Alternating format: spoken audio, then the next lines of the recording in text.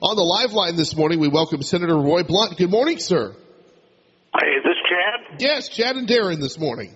And Darrin's there with you this morning. It's good to be with both of you guys. I just got the weather report, 40 and sort of gloomy today, which is what my dad told me talking to him last night, that it was like yesterday in southwest Missouri as well. So it's sunny in Washington, but it is Washington, so it must be gloomy. Just general bad attitude weather, huh? The general bad attitude weather. That's exactly right. Well, sir, you know, there's a lot of people that are gloomy about Obamacare and getting all these stinking cancellation letters for their health care. Yeah. Darrin actually is one of them. Yeah, I got a cancellation letter myself from my insurance company that basically they wouldn't go into details as to why my policy was canceled. After doing some digging, it's because even though I am a male and buying my insurance for myself, it doesn't include maternity coverage, even though I am a male and buying it for myself. Yes, exactly.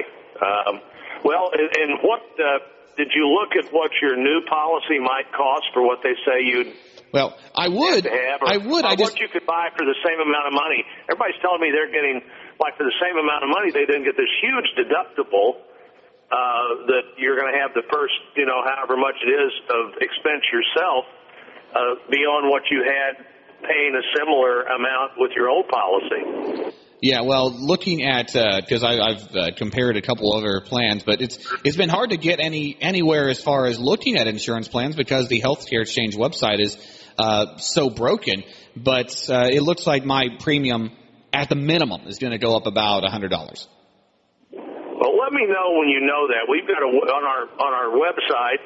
There's a way to do that. I don't have it with me. I'm talking to you from the car because I've already been at one event this morning. But on our website, Facebook, and there's a way to tell us. And I'm going to go to the floor every few days and talk about specifics without using people's last name or maybe their name at all. If their name's so obvious, anybody would know who it was.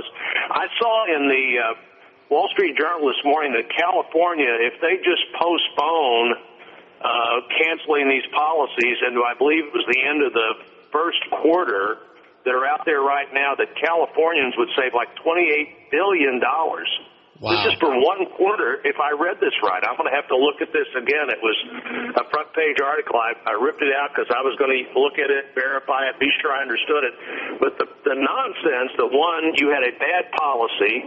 It's just, if you had a policy that you needed that you could afford, right, and then somebody from the government comes in and tell you had a junk health care policy, in virtually every case you didn't have a junk health care policy. And then the second thing is saying, and the new policy is actually going to be more affordable.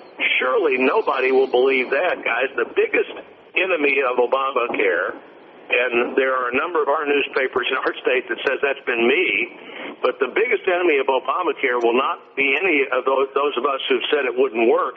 It'll be Obamacare. The biggest enemy of Obamacare will be Obamacare. When people really begin to see the specifics of implementation, they're not going to like it. KZRG News Time.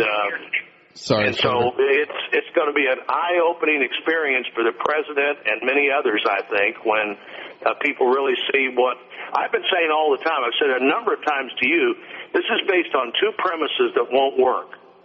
That you can get insurance after you already know you need it, pre-existing conditions, just like everybody in the same realm of everybody else, and it depends on young, healthy people buying insurance at higher rates than they have ever seen before, and that's just not. It is not going to work. I've said repeatedly it won't work.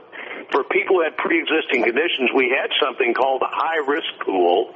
There was a way to expand that so people could get into it. I've got another story I'm going to talk about today of the 4,500 people in Missouri who were in the high-risk pool.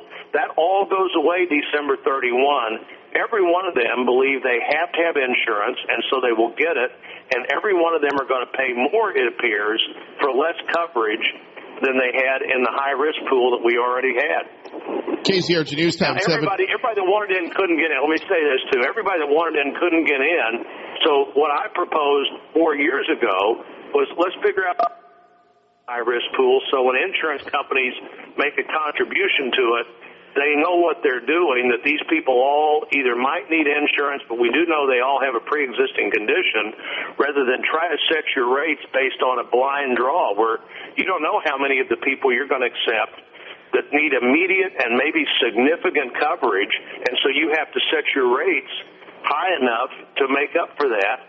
What you might get, and this is a plan that will not work, but people will never know it won't work until you begin to see some of these specifics come out. There's a reason the president didn't want any of this out before the 2012 election, and there's a reason we're all seeing what we're now all seeing. So what's the fix in this? Do we let it ride the way it is, or do we offer to drop the individual mandates? Well, I'm for anything that postpones it, because maybe that would mean it wouldn't happen. But remember, this is permanent law, so anything that postpones it, the president has to sign, and it's mandatory spending. Even if you don't appropriate the money, ObamaCare moves forward. So the only way to undo this is to pass a bill, which I would vote for and have repeatedly, that the president will sign, which I believe he wouldn't do. Now, if I was the president, I'd want to postpone anything I could until after the 2014 elections. He's no longer going to run for office. Right. But the definitive statement he's made as a candidate and as president may very well be, if you like your coverage, you can keep it.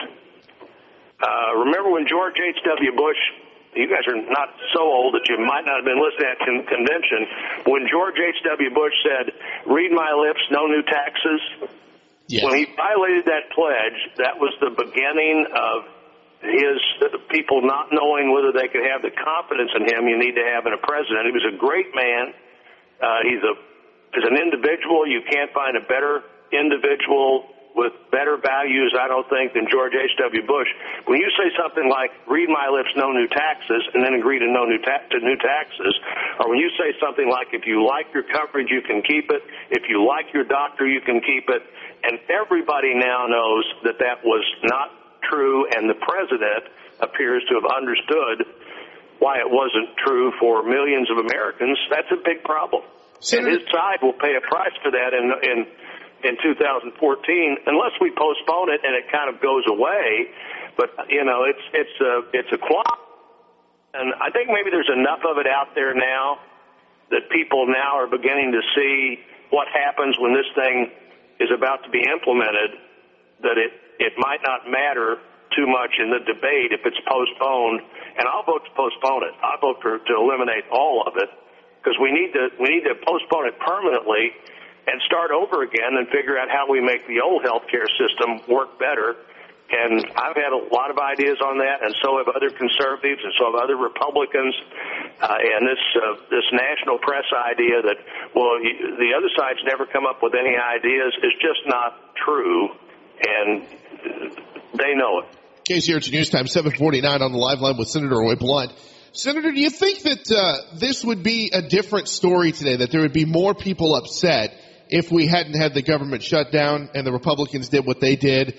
Do you think that there would be more people with more of an outcry than what we're hearing now? Well, oddly, you know, whether you want to agree with the polling or not, all the polling says that the Republican numbers went way down during the shutdown, and actually the ObamaCare numbers they got more positive, not because Obamacare got better, but because we're the biggest opponents of that. Right. And as we got less popular, the things we were against got more popular. I think if we've lost 3 weeks of this discussion, or 2.5 weeks at least of this discussion, but it's such a mess that it's still, you know, like the website. Now let's be really truthful here. The website will eventually work. The website is the easiest thing that they will ever be asked to do. It'll eventually work. We don't let the website become the proxy for Obamacare. Because one of these days when the website works, there are going to be people in the national media and in the administration saying, "Oh, well, now the website works, all these problems will go away, and Obamacare is going to work." When the website works, people are going to find out even more about why Obamacare is not going to work, and the website will work. It's a travesty that the administration, with 3.5 years to get ready for it, didn't have a website that would work in the world we live in today. And they had this Canadian company that actually had failed to implement the gun registry in Canada. Uh-huh. The Canadian company couldn't put together a gun registry in Canada, so we hired them to put together the healthcare registry. It's unbelievable. Senator, switching gears a little bit, you and Senator McCaskill are kind of working together on something to do with the military. You introduced legislation that would apparently curb sexual assault. Can you tell us a little bit about that? Well, we have a bill that may very well become an amendment to the defense bill here in a few days, and it just there's a prior hearing that the military uses that's not used in civilian sexual assault trials, and the way that it's used in the military today essentially creates two trials. We just saw this at the Naval Academy, where lots of information that might not have ever been able to come out in a regular trial, and certainly wouldn't have come out twice about the person who was assaulted was out there.